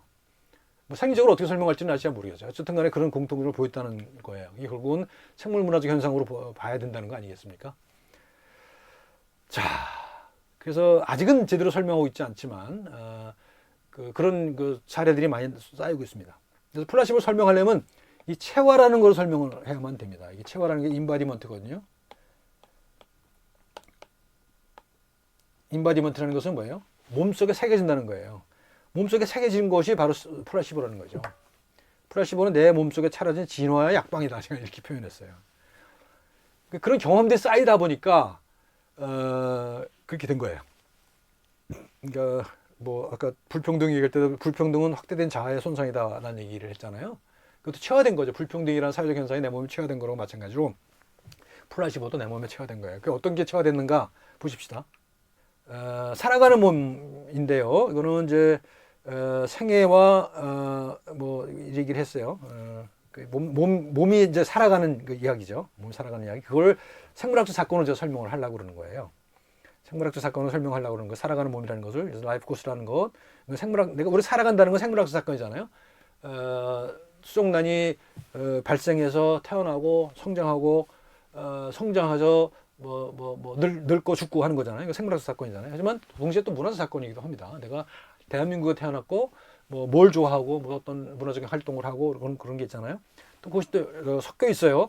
생물학적 사건하고 문화적인 사건이 섞여 있단 말입니다. 그래서 내가 살아간다는 것은 그런 생물학적 사건과 문화적 사건이 섞여 있는 거예요. 그죠? 그래서 바이오컬처럴이라는 거예요. 바이오컬처럴 이벤트라는 거예요. 그러니까 생물학적이고 문화적인 것이 섞여 있는 그런 하나의 사건들이라는 거죠. 그런데 우리가 의학에서 일반적으로 어떤 사람이 질병을 연구하는 방식은 이렇게 연속선상에 있는 하나의 생애를 단위로 연구하지는 않았어요.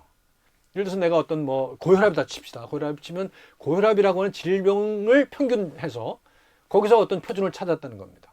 그러니까 내가 고혈압 환자라고 해서 그 표준에 들어맞으라는 법은 없는 거거든요. 근데 그 평균치를 갖고 나를 오다 때려 맞췄던 측면이 있습니다. 그래서 이거 몸과 마음을 규격화한 거예요. 규격화해서 나라고 하는 사람이 고혈압이라는 것을 발생하는 과정은 다른 사람과 다를 수가 있는데, 근데 그거를 고려하지 않고 평균적으로 맞춰왔던 그런 의학이 지금까지 의학이 한다면 앞으로는 종단면으로 나라고 하는 개인의 어떤 변화, 태어났을 때부터 성장하고 늙어서 죽을 때까지의 과정을 이걸 하나의 단위로 봐야 된다. 이게 이제 살아가는 몸을 하나의 단위로 보는 그런 변화가 될 것이다라는 겁니다. 살아가면 이제 여기 지금 유전 얘기 했는데요. 이것도 이제 유전 얘기, 그다음 면역 신경 얘기예요.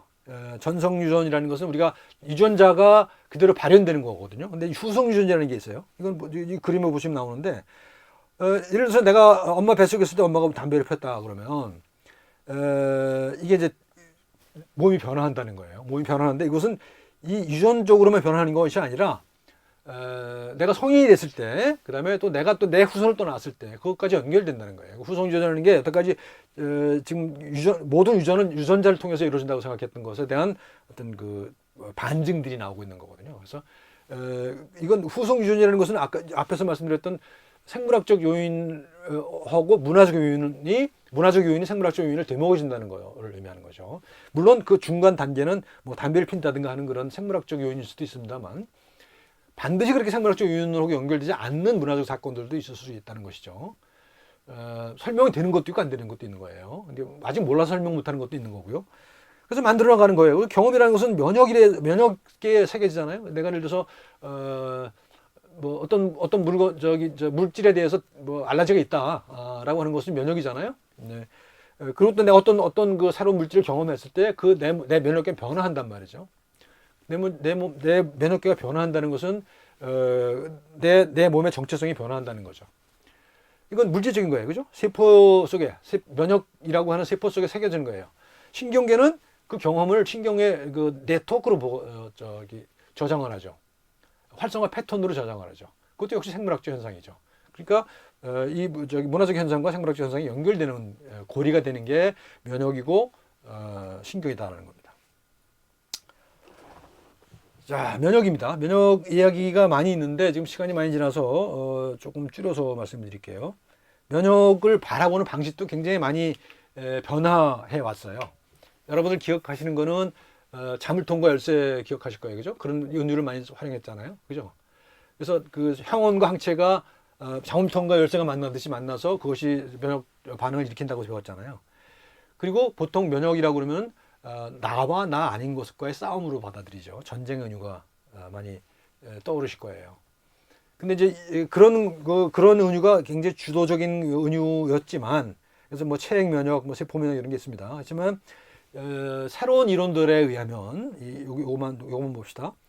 자아 거울 이론이라는 게 있습니다. 예르네라고 하는 사람이 주장한 건데, 이 사람이 87년 노벨 평화상 받은 사람이에요. 이제 이건 뭐냐면, 면역이라는 것은 내 세포가, 나에 속하는 세포가 나에 속하지 않는 세포를 공격해서 물리치는 것이 아니라 나라고 하는 정체성을 만들어 나가는 과정이라는 거예요. 나의 거울이라는 거예요. 내 면역 세포들이 어떤 그 일종의 그 네트워크를 이루고 있으면 그것이 나라는 겁니다. 그게 나의 정체성이라는 거예요. 그러니까 외부에서 오는 것을, 예를 들어서 이런 네트워크로 생각해 봅시다. 내 면역 세포들의 네트워크가 이렇게 있어요. 그물처럼 있다고 생각해요. 근데 외부에서 어떤 이물질 들어왔어요. 그러면 이 물질이 이 네트워크 전체를 흔들 거 아니에요. 지금까지 생각에서는 이것이 어떤 하나의 무슨 대식세포가 잡아먹거나 무슨 면역세포가 활성화돼서 여러 가지 그 메커니즘에 의해서 변화한다는 거였잖아요. 근데 그 전체적으로 생각해 보면 이것이 하나의 네트워크라는 거예요. 그래서 이물질이 들어오면 출렁해요. 그 네트워크가 출렁하다가 또 새로운 안정을 찾아갈 거 아니겠어요. 그러니까 변화된 정체성이라는 겁니다. 내가 외부에서 물질을 경험을 한 다음에 그게 이제 면역계라고 하는 거죠. 면역이 변화를 하는 거라는 것이 이제 자아 거울 이론이에요. 좀 어려운가요? 상식에 좀 반하는 얘기가 좀 쉽지 않을 텐데 어쨌든 그렇습니다. 그리고 이 코헨이라고 하는 사람은 이걸 면역 인지 패러다임으로 봅니다. 지금 제가 말씀드릴 때 정체성 문제를 면역계와 신경계로 얘기했잖아요. 근데 두 개가 비슷하다는 거예요.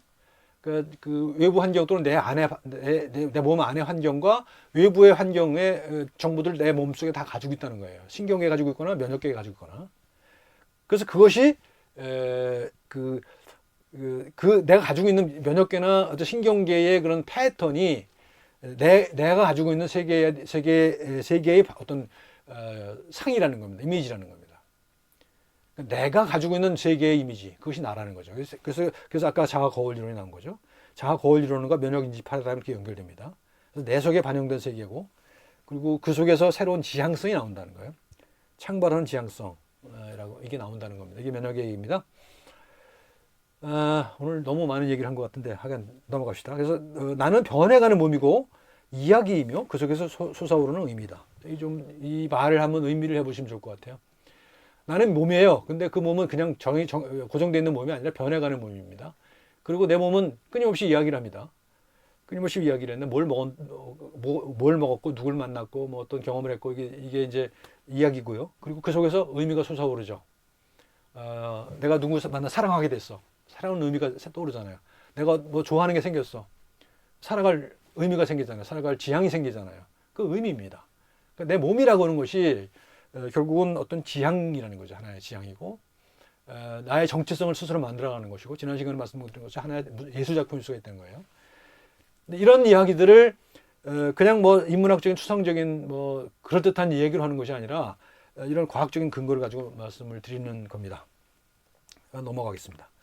뇌과학에도 여러 가지 발견이 있습니다. 우리 뇌에는 개인주의 공간이라는 것이 만들어집니다. 내가 보통 외부 환경이라고 그러면 피부를 경계로서 외부하고 내부가 분리된다고 생각하잖아요. 근데 사실 우리 뇌는 내 주위에 있는 환경을 또 코드해서 가지고 있습니다. 그럴 것 아니겠어요? 이 코드화 돼 있잖아요. 내가 행동하는데 문제가 생기잖아요. 그러니까 내 뇌는 이 환경에 대한 코드도 가지고 있어요. 그 정보도 가지고 있는 겁니다. 그래서 여러 가지 실험으로 증명됩니다. 그다음에 거울신경세포, 다른 사람이 겪는 고통을 목격하는 내 뇌에서도 그 사람이 뇌에서 활성화되는 똑같은 부위가 활성화된다. 우린 서로 연결되어 있다는 거예요. 뇌를 통해서 연결되어 있다는 거죠. 거울신경세포예요. 너와 나의 구분이 우리가 생각했던 것만큼 그렇게 뚜렷하게 구분되지 않는다는 거죠. 또 하나는 뇌의 과소성이에요. 이제 우리 뇌는 계속 변할 수 있어요. 그러니까 하나의 신경세포가 있으면 거기 이렇게 저기 돌기가 나오잖아요. 그래서 시냅스를 이루잖아요. 그게 네트워크라고 하는 것이 끊임없이 변하거든요. 그러니까 그 변하는 네트워크, 그게 나의 정체성이 될 수 있다는 것이죠. 그 다음에 이제 우리가 외부 세계를 인지한다는 것은요. 외부 세계를 인지한다는 것은 실제를 그대로 반영하지 않는다는 걸 설명해 드리려고 이 그림을 가져왔는데요. 보시면 왼쪽 게 오목이죠. 오른쪽 게 볼록입니다. 이걸 한 180도 돌려보면 어떻게 보이나 보세요. 왼쪽이 오목, 오른쪽이 볼록이죠. 180도 돌리면은 어떻게 보입니까? 똑같이 왼쪽이 오목이 됐죠. 왜 이런 현상이 발생하느냐는 거죠. 생각해 보십시오. 설명드리면 빛은 항상 위에 있기 때문이다. 이렇게 설명드릴 수 있습니다. 보면 왼쪽 거는 아래가 밝죠? 오목인 거는 아래가 밝은 겁니다. 오른쪽 건 위에가 밝죠? 볼록인 건 위에가 밝은 거예요. 이게 볼록이어서 위에가 밝은 게 아니라 위에가 밝으니까 볼록인 거죠. 우리 뇌는 그렇게 코드화 된다는 거예요. 환경과 매치해서 항상 사물을 인지한다는 거죠. 객관적으로 있는 그대로 인지하는 것이 아니라 우리 뇌는 끊임없이 새로운 이야기를 쓰고 있다는 거예요. 우리는 항상 빛이 위에 있던 세상을 살아왔던 동물이거든요. 따라서 볼록은 항상 위에가 밝은 거예요. 볼록이어서 그런 게 아니라는 거죠. 자, 그 다음에 이거는 그 환상통행에 관련된 이야기인데요. 왼손이 잘라져 없습니다. 이 그림 보면 왼손이 없죠, 여기. 왼손 잘라지고 없어요. 그런데 손이 없는데 그 없어진 손이 아파요, 계속. 이걸 환상통이라고 그러거든요. 그래서 이거 옛날에는 이 사람 미쳤다고 그랬어요. 미쳤다고 그랬는데 지금은 이걸 설명할 수가 있습니다. 왜 어떻게 설명하느냐? 통증이라는 것은 손에서 오는 게 아니라 뇌에서 오는 거라는 거예요. 손 없어도 손이 아플 수 있는 거예요. 손이 옛날에 있던 자리가 아픈 거죠. 그 뇌에서 어떤 변화가 있는 겁니다. 그래서 뇌라고 하는 것이 그 정해져 있는 있는 그대로 받아들이는 게 아니라는 사실들이 좀 더 명백해지고 있고요. 이 경우는 그 환상통을 치료하는 방법입니다. 왼손이 없는데 왼손이 아파요. 이거 어떻게 치료하냐? 가운데다가 오른손하고 왼손 사이에다가 거울을 놔요, 이렇게. 그다음에 오른손을 그 오른쪽에 놓거든요. 그리고 들여다보면은 거울 속에 보이는 손이 왼손처럼 보이잖아요. 그리고 이제 오른손을 움직이면 왼손 따라 움직일 거 아닙니까? 그런 걸 계속 연습한다는 거예요. 일주일 열흘 연습하면은 그리고 보고 있으면 뇌가 저걸 왼손으로 인식한다는 거죠. 그래서 그 움직임이 있기 때문에 뇌에서 뭉쳐있던 그런 네트워크가 풀어진대요. 그래서 통증을 해소할 수 있다는 얘기를 하거든요. 그래서 아주 유명한 이야기입니다. 그 다음에 이제 이건 저 생물학자들 마뚜라나하고 바렐라라는 사람이 그린 그림인데요. 도마뱀이 나무하고 이렇게 묶여 있죠. 환경과 개체하고가 이렇게 묶여 있다 하는 걸 의미해서 보여주는 겁니다. 몸 내러티브인데요. 과학은 읽어봅시다. 과학은 사실과 가치의 관계가 진화하는 양상이다. 이거 재밌는 얘기죠. 과학은 사실에 대한 걸로만 알고 있었잖아요, 우리가. 그죠? 근데 지금 제가 말씀드린 것처럼 과학이라고 하는 것은 사실하고 가치, 문화적 경험을 한꺼번에 이해하고 있다는 사실들을 아시게 됐죠. 토바라고 하는 사람이 이 사람이 내과 의사이고 면역학자이고 철학자인 사람이에요. 철학자인 사람인데 그 사람이 이제 이런 얘기를 했습니다. 그러니까 연결되어 있다는 얘기, 사실과 가치가 별개가 아니다라는 사실이고요.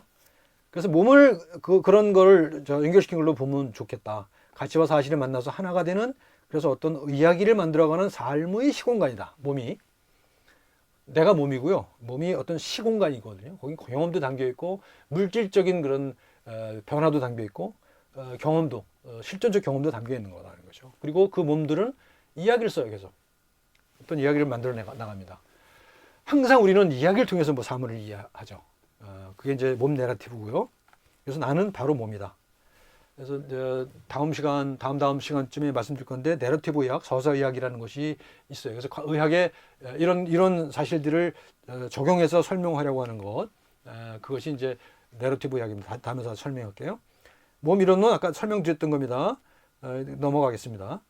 그다음에 의학도 학문, 규범, 그다음에 실천 이렇게 구분할 수 있다. 그래서 이것도 결국 몸에 대한 것이고 몸이 공부를 하는 거죠. 몸이 공부를 하는 거고 또 몸을 움직여서 또 치료를 하는 거고요.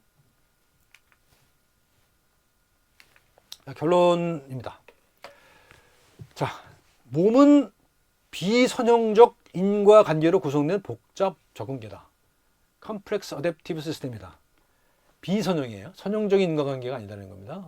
부분적으로는 짧게 봐서는 선형적인 인과관계도 있어요. 메커니즘 같은 것들은 설명할 수가 있는 것들도 많이 있어요. 우리가 배우고 있는 생화학이나 이런 것들은 그런 거예요. 그렇지만 더 전체적으로 봤을 때는 비선형의 인과관계가 적용된다는 거예요. 그리고 복잡 적응계다.